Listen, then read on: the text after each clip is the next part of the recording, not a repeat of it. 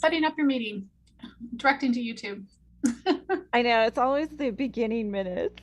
Okay, so I think we are live and ready to go. And this is fantastic. We Yay! are going to talk about the top 10 cycle holidays, right? That's what we wanted to talk Yeah, it's our about top 10 Friday. today. Yeah, and this is going to be fun. We're going to try to do these every Friday, or every, Friday, and talk briefly about top 10 anything. So today it's the cycle holidays. And we're inspired to pick this one up because we interviewed David and Meredith of Blaze Adventures a few weeks back for our YouTube channel. And they do these amazing like cross Oh my gosh. country Yeah. bike things, right? And it just sounds so much fun and such a great thing. So then we were talking like, where else would you bike? Like you could bike in the States, but you can also bike all over the world. And we hit Right. upon a list of the top 10 places to cycle around the world. So I'm going to real quick just drop in our chat here the Yeah, Blaze link. Adventure Tours, David Meredith, they're super fun. They're pairing up with breweries. And even if you don't drink, just going and hanging out with their energy and learning. They're doing some Yes, beginning cycling events. I think he's got one this weekend. So if you go look up Blaze Adventure Tours or find his group right. on Facebook, which I think we can always drop that in chat later Yep. too, if you're We'll interested put in that there. cycling. But Yeah. let's So hit our top top 10 10. if you're ready, Cindy. You've got I am. number one. Go Number for it. one, this came from Lonely Planet. So the number one was Siena, Italy. And so this is famous for bikers from all over. They do a race there that twists and turns, but it's also a place where you could just go and ride for yourself.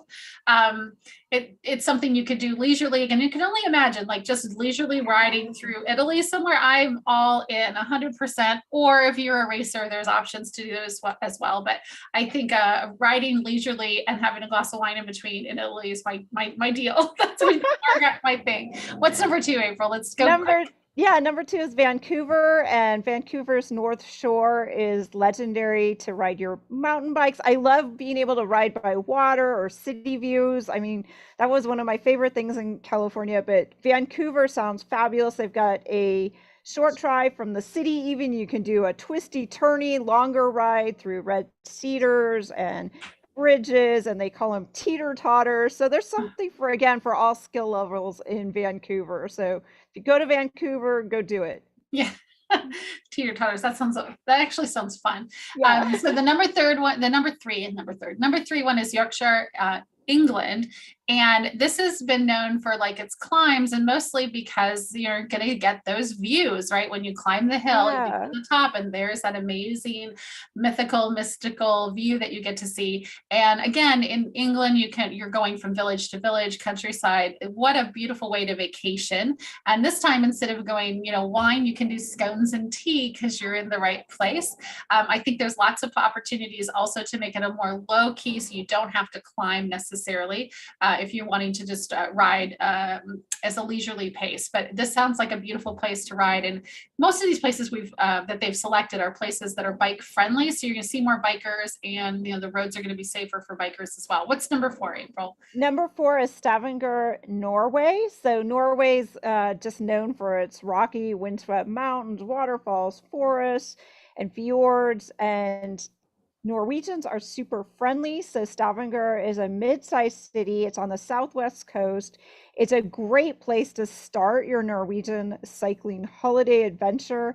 And again, I think it's one of these places where you can choose your route. You can choose Right. how adventurous you want to be. You can take they've got a 120-kilometer loop around the fjords and the cities that you could do, or you could space it out. I mean, get some friends and do what's comfortable for you over the course of a couple of days. So Norway would be a fabulous place to go and cycle, and much cooler in the summer than the States. So what do we got for number five? Girona, and I hope I'm pronouncing that right, Girona, Spain. And this is a place, I mean, again, this is famous for cycling, but also listed as a Game of Thrones because they do filming locations there.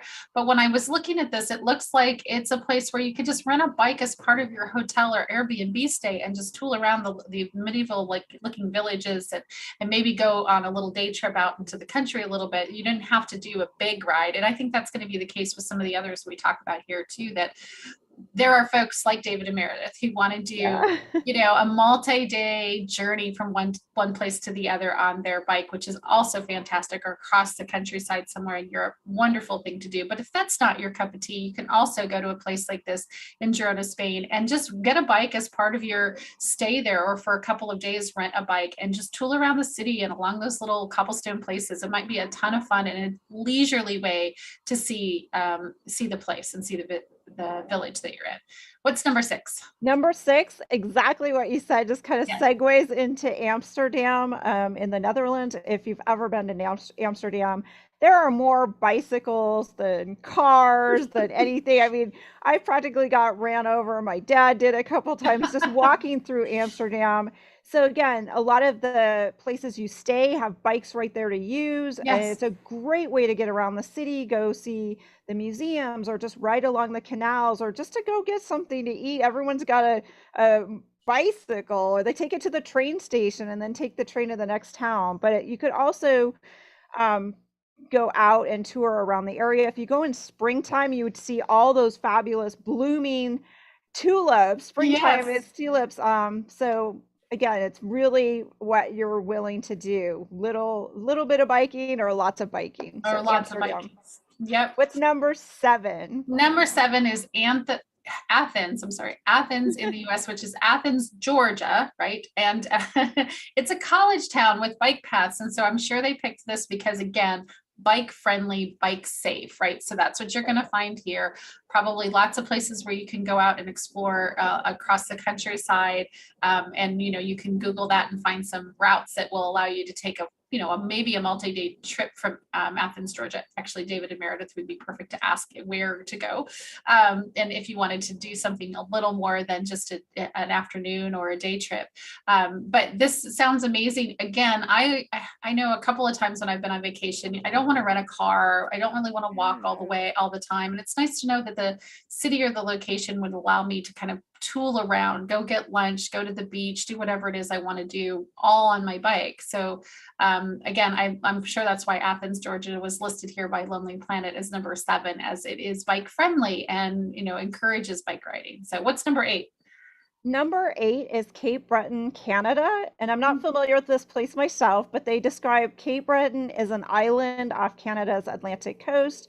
They've got a trail, again, that passes through fishing villages where Gaelic is still spoken. Amazing. Lots of little towns, old forests to the edge of bluffs. And of course, you get those small climbs and go to beaches and historic, picturesque little ports. I think we interviewed someone that had gone to one of these islands in Canada. I want to say it was Paul and Linda, so you might even check that out. But you can do a 300-kilometer loop in one day, as they mentioned on the Lonely Planet list.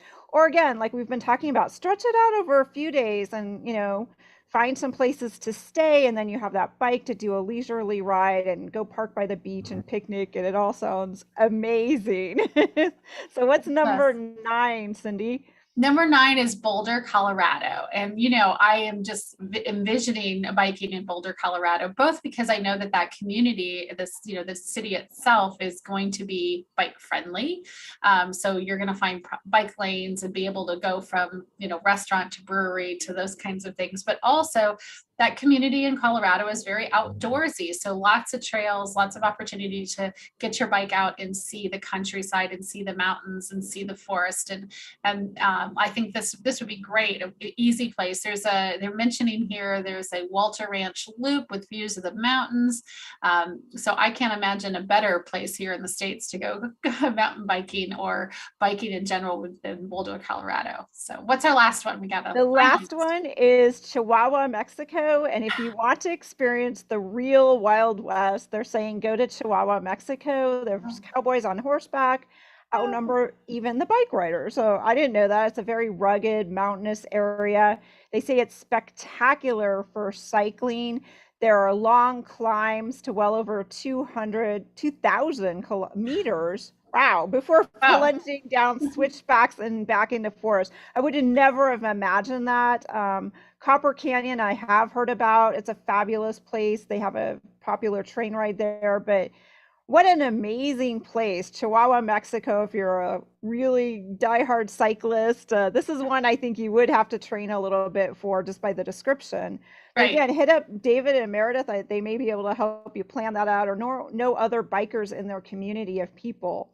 So right, right. that is our top 10 That list. is it. And I'm going to pop in the chat as well as then later in the description, the little article where we have these all listed. So if you didn't take notes, you can find them there.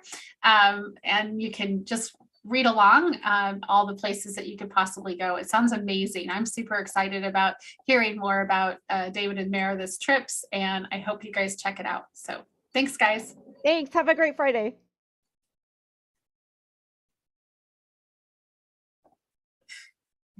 I'm just going to end.